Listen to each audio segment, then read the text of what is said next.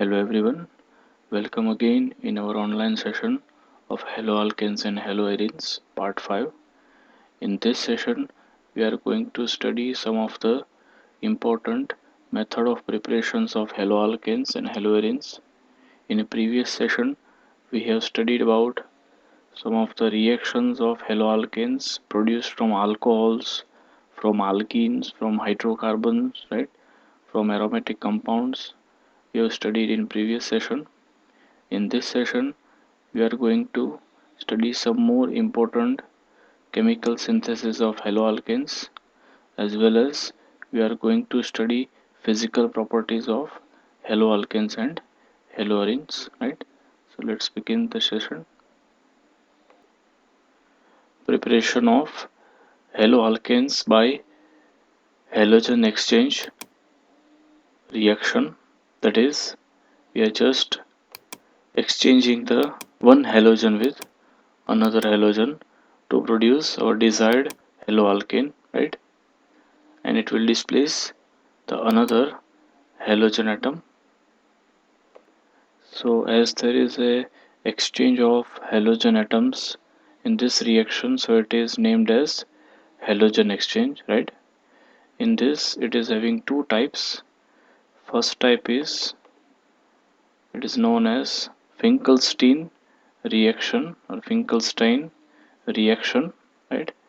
In this reaction, we are reacting haloalkane or alkyl halide with sodium iodide, right? The sodium iodide is dissolved in dry acetone, which is a solvent, right? So this sodium iodide will react with this alkyl halide and will try to displace this halogen with iodine. So it will produce alkyl iodide, and this halogen X atom will bind with sodium to produce sodium halide, right? And here this halogen X can be either chlorine or bromine, right? So this reaction is named as Finkelstein reaction. You can see it is easier, a simple reaction. This X halogen is displaced with iodine, right? It will produce alkyl iodide. So this reaction is to produce specific alkyl iodides, right? It is iodination reaction. Here one thing is important. We have to increase the concentration of sodium iodide. So as a result, it will increase the rate of substitution of this halogen, and it will increase the forward reaction. We know according to Le principle, as we increase the concentration of one of the reactants, the rate of forward reaction will be increasing, right? And here the sodium halide would be converted into precipitate and would be present in our solvent, that is dry acetone, right? So here you can see this mechanism follows concentration dependent reaction, right? If you are increasing the concentration of sodium iodide, then the rate of forward reaction would be increasing, right? Another important reaction is Schwarz reaction, and this reaction is specific for preparation of alkyl fluorides, means fluorine containing alkyl compounds. In this reaction, we are using different salts of fluorine like silver fluoride. You can use AgF, silver fluoride, mercury fluoride, He2F2, cobalt fluoride, CuF2, or you can use antimony fluoride, that is SbF3. So these fluoride salts will react with either alkyl chloride or alkyl bromide, and they will try to exchange this bromine with fluorine atom. This bromine is exchanged with fluorine to produce alkyl fluoride, and this silver will bind with bromine to produce silver bromide, right? So it is a type of halogen exchange. We are just exchanging these two halogens, right? It is named as Schwarz reaction, and this is specific reaction to produce fluoroalkanes, like, and we have to selectively utilize these mentioned salts over here, salts of silver with fluorine, mercury, cobalt, and antimony can also be utilized in this reaction, right? Another important reaction is Gattermann's reaction. And this reaction is slightly similar to Sandmeyer's reaction, which we have studied in previous session, right? We know that how to produce this benzene diazonium compound, that is benzene diazonium chloride. We know that you can use starting material aniline. Aniline is reacted with sodium nitrite, NaNO2 and HCl. In cold temperature conditions, it will produce this benzene diazonium chloride, right? So first we have to perform that previous reaction, diazotization, which was also common in Sandmeyer's reaction, right? So after formation of this salt, the next step is named as Gattermann's reaction.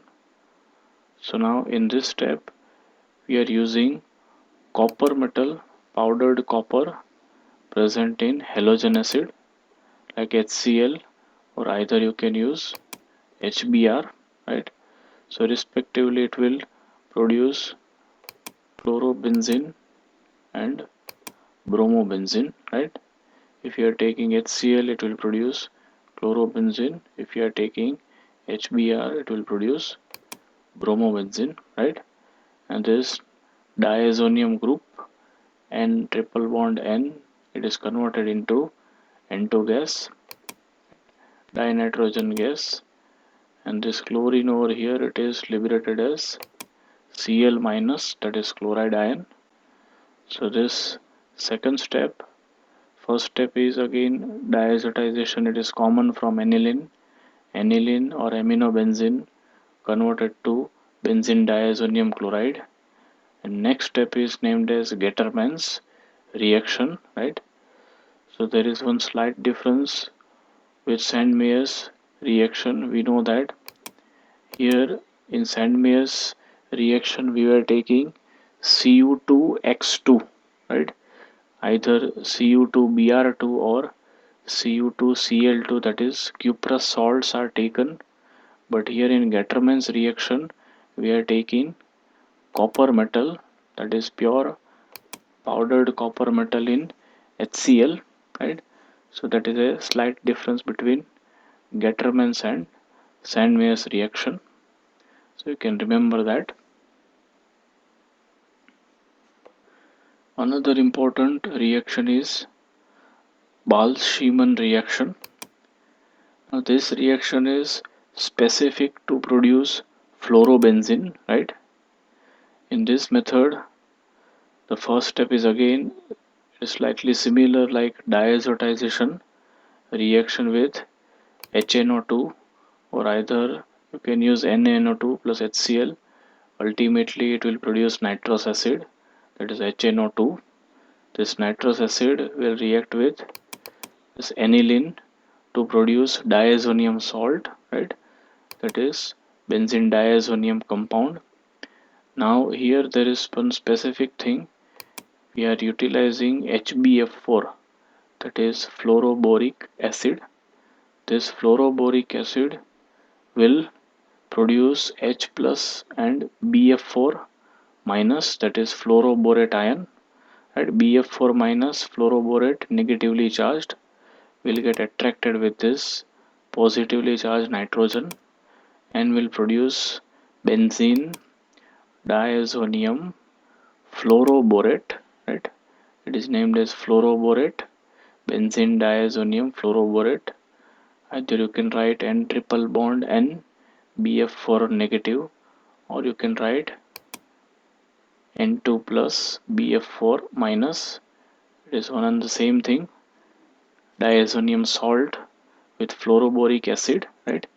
So that is first step. Now second step is simply either heating or In presence of light, it will decompose this compound into fluorobenzene. This nitrogen diazonium group is converted into NO gas, and this BF4, one of the fluorine, will bind on this benzene ring to produce fluorobenzene, and remaining part is converted into BF3, that is trifluoroborane, right? So this is our Bose-Schmidt reaction. First step is, again I'm repeating, it is same diazotization reaction as we are using in Sandmeyer's reaction as well as in previous one Getterman's reaction. The first step is similar, but what is specific thing, we are adding here fluoroboric acid, which will produce benzene diazonium fluoroborate, right, intermediate salt, and this salt is now decomposed by temperature or by light method, which will produces fluorobenzene, right? So this is one of the important reaction. Next reaction is, it is slightly similar. Previously we have used thionyl chloride. Here we are using sulfuryl chloride, that is SO2Cl2, sulfuryl chloride, and it is reacted with alkane. So you can use any hydrocarbon like methane or ethane or propane, and it will try to just displace this hydrogen with chlorine to produce alkyl chloride and HCl and SO2 gas. We know that these two byproducts are released into gaseous form, and this reaction is carried out in presence of light and organic peroxide. Means light and peroxide, they are used as catalyst. So along with that, it will produce free radicals of chlorine and free radicals of hydrogen, and will produce alkyl chloride, right? Next is Borodin Hunsdicker's reaction. Sometimes it is also mentioned as Hunsdicker Borodin reaction, and this reaction is specific. We are utilizing starting material, that is silver salt of fatty acid. You can see here RCOO Ag, that is silver salt of carboxylic acid. Here it is long chain fatty acid, right? Will react with dihalogen, either chlorine or bromine, which are present or dissolved in carbon tetrachloride. Will just displace this total functional group. This COO part is converted into CO2, carbon dioxide. One of the halogen will bind with silver to produce silver halide. Another part of X2, another halogen will bind with this alkyl group to produce alkyl halide, right? So this is Borodin Hunsdicker's reaction.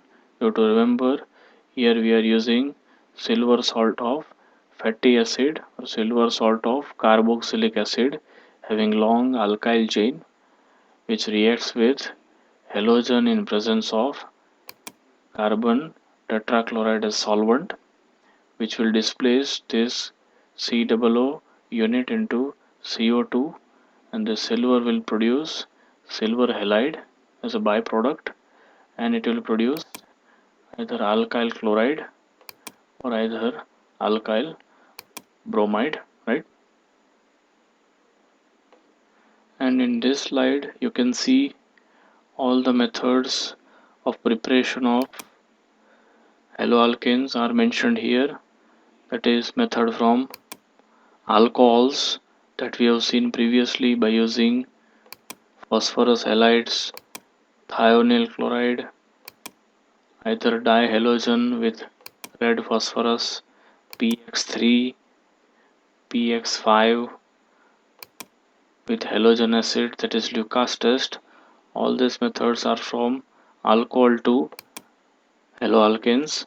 Same way, alkenes can be reacted with HBr or HX, or either in presence of peroxide, that is anti-Markovnikov reaction. In absence, it is Markovnikov's addition reaction produces haloalkane. Same way, hydrocarbon, direct free radical halogenation in presence of UV rays or temperature. And at last we have seen halogen exchange, that is Finkelstein and Schwarz reaction to produce iodoalkane and fluoroalkane, right? So all these reactions are summarized together so you can easily remember, right? Next are physical properties of haloalkanes and haloarenes. As we know that most of the halogens are colored compound, right? But alkyl halides, they are colorless and they are present in pure form, pure state, they are colorless. However, some of the bromides and iodides, they are colored compounds in presence of light, and most of them, they are highly volatile in nature, even they are combustible in nature, inflammable, and they possess sweet characteristic smell. It is important. It is one of the characteristic of alkyl halides. They possess sweet or typical smell. Melting points and boiling points. Most of these compounds are gases at room temperature, like methyl chloride, methyl bromide, ethyl chloride, chlorofluoromethanes, that is CFC compounds. They are gases at room temperature, and higher members means greater than 3 or 4 carbons.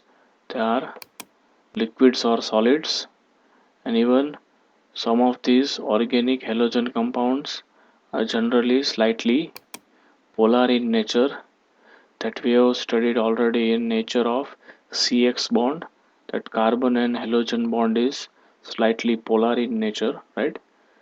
And even they have stronger attractions as they are bigger in size, and even they have more electrons in outermost shell, so the attraction gets stronger as the molecule gets bigger in size and have more number of electrons in their outermost shell. You can see here the comparison of boiling points of some of the alkyl halides. You can see this is halomethane, means 1 carbon. This is haloethane containing 2 carbon, and here it is halopropane containing 3 carbon. So you can see as we go on increasing the carbon atoms, as molecular mass increases, their boiling points are also increasing. You can see here the boiling points of halomethane, haloethane, and halopropane. They are mentioned. First red column or red pillar indicates chlorine, that is chlorine containing compound. This blue one indicates bromides, that is bromine, and this yellow, that is for iodine, right? Yellow pillar.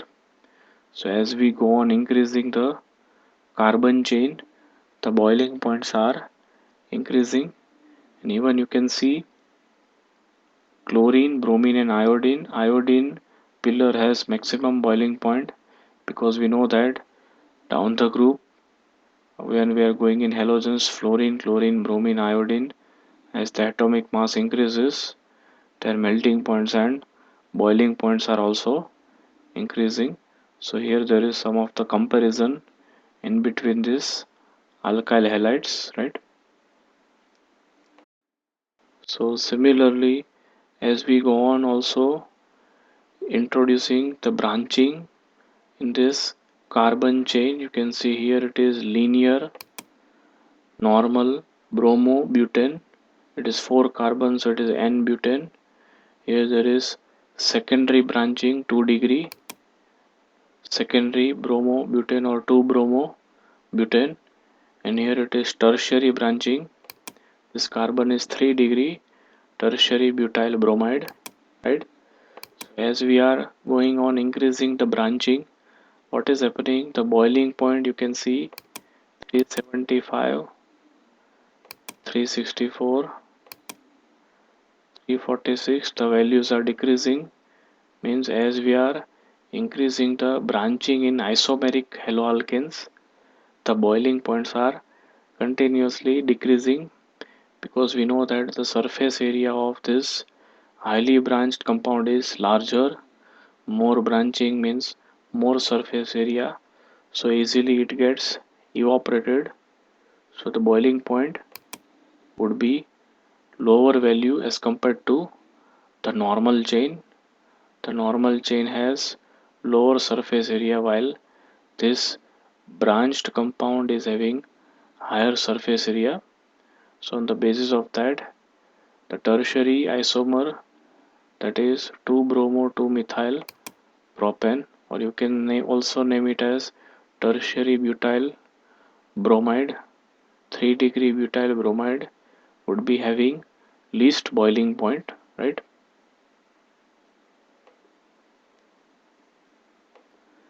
Same way you can also relate with aromatic haloalkanes.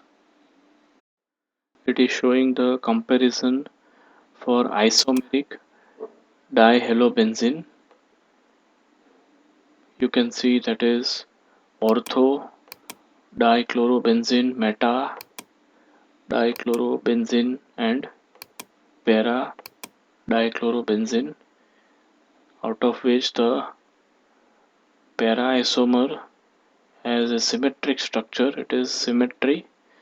So you can see the value of melting point is highest for para isomer. It is mentioned due to symmetry of the para isomer that fits in the crystal lattice more better as compared to ortho and meta isomer, means this parallelly this para isomers can arrange nearby each other. They can have very much close packing structure. They can be closely packed together. So due to that, the melting points of para isomers are higher than ortho and meta. And even you can compare with some other derivatives like either dibromo or either diiodobenzene. It would be similar. The para isomer would be having higher value even in boiling point also. You can see 453, 446, 448. Here the ortho isomer is having slightly higher value in boiling point, while the para isomer is having higher value of melting point, right? That is the difference you have to remember. Next is comparison of density of haloalkanes. As we know, most of these organic compounds are lighter. They are liquids, they are volatile, they are inflammable, they are vapor producing, as well as they are lighter in nature. But this bromo, iodo, and polyhalo derivatives, polychloro derivatives are, they are slightly heavier than water. They are not lighter, they are heavier. So there is a difference with other organic compounds. Bromo, iodo, and polychloro derivatives are heavier than water, and even the density increases as we are increasing in the number of carbon atoms, as well as the number of halogen atom increases, the density would be increasing. You can see here it is mentioned in the table. Normal chloropropane, the density is 0.89, which is lower than water. The density of water is 1. So you can say this one is lighter than water. It would be floating when you are mixing in water. Well, you can see the difference here. Bromopropane and bromopropane is having value 1.335, which is greater than water. So it would be settling down. We are mixing with water. Same way iodopropane is also having density 1.74, which is heavier than water. Same way CH2Cl2, that is dichloromethane. Dichloromethane is having density 1.33. Same way CHCl3, that is chloroform, is also 1.49 heavier than water. Same way carbon tetrachloride is 1.595, which is heavier than water. So they would be immiscible and they will settle down in the water as they are heavier than water. And even when you are increasing the number of halogen atom, you can see there are two chlorines, so the value is 1.33. 3 chlorine, it is increasing 1.48, and 4 chlorine atoms, it is 1.59. And as you are increasing the number of halogens, right, halogen atoms, the density is also increasing, right? It is important factor. Next is solubility. As we know, haloalkanes, they are organic, so they are very slightly soluble in water. Although the bond is slightly polar, in we have seen in the nature of CX bond, the carbon is slightly partially positive and halogen is slightly partially negative, but then also it is very much less soluble in water. The reason, some of the reason are mentioned here. For dissolution, we require energy so that it will break the bonds which are present between water molecules. Means any of the solute when you are adding in water, first of all it will increase the attraction and it will break the hydrogen bonding with water molecules, and it will increase its own attraction with water so that it can easily get dissolved in the water. So there is energy required for dissolution to break the H bond, and less energy is released when new attractions are generated between haloalkane and water molecules, and these are not very much stronger as original hydrogen bonds in water. Means here it is explaining that when you are adding haloalkane with water, right, so the energy which is released during dissolution is very much less. It is not completely dissociating the hydrogen bond between water, so the new attraction between haloalkane and water is not very much easier. So that is the reason why it is slightly soluble in water. It cannot separate the two water molecules, right, which are hydrogen bonded. So due to that it is not easily soluble in water, right?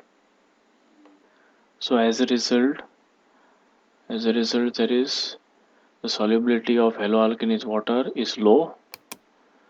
However, the haloalkanes tend to dissolve in organic solvent, as we know that, like haloalkanes are purely organic compounds, so they are also soluble in other organic solvents because the new intramolecular attraction between haloalkanes and solvent molecules have much similar strength as one being broken in the separate haloalkane and solvent molecule. Means here it is explaining that haloalkane can easily separate the solvent molecules.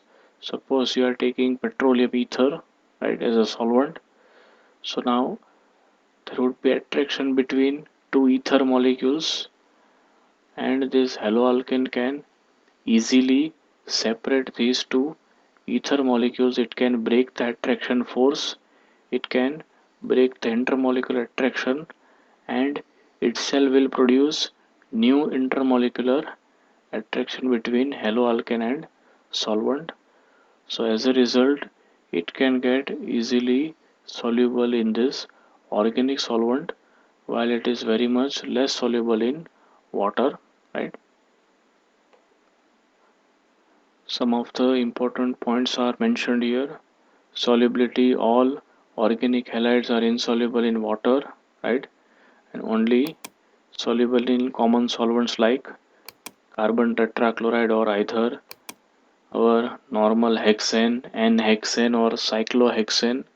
They are soluble also in benzene, as benzene is very good non-polar organic solvent. They are also soluble in benzene. Even we have discussed this boiling point. As we increase the molecular mass, as we increase the carbon chain, the boiling point increases. Same way, as we increase the size of halogen atom from fluorine, chlorine, bromine, iodine, as the size increases, the boiling points also increases, right? And it depends on the two important factor.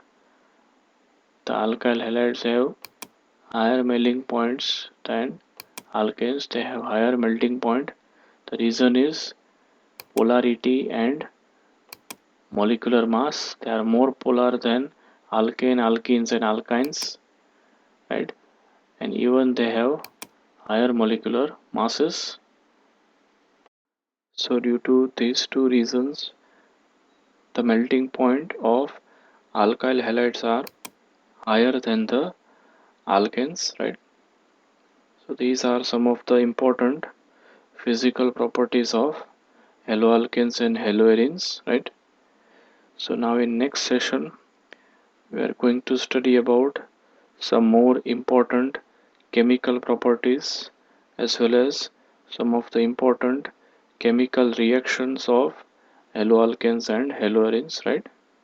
So till now we have finished our important methods of preparations as well as we have done the classification, nomenclature, nature of CX bond as well as physical properties of haloalkanes and haloarenes. In our next lecture, we'll study some more important chemical reactions and chemical properties of haloalkanes and haloarenes, right? So thank you everyone for joining this online session. Thank you all of you. Have a nice day.